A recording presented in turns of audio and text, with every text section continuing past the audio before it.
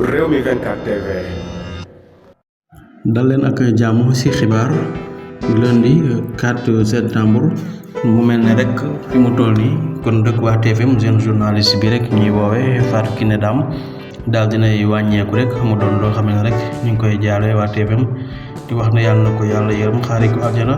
ñu ñëw rek ci ki nga xam ne mooy Jean Paul moom mi di ab acteur nekk ci film bi ñu doon wax Infidèles moom it dafa génn àdduna ci ab accident mu doon loo xam ne rek kon Sénégal naqar la yeewoo tey jii mu doon loo xam ne rek daal kon mi ngoog nekk tey jii rek di 4 septembre ñu nekk ci màggalu Touba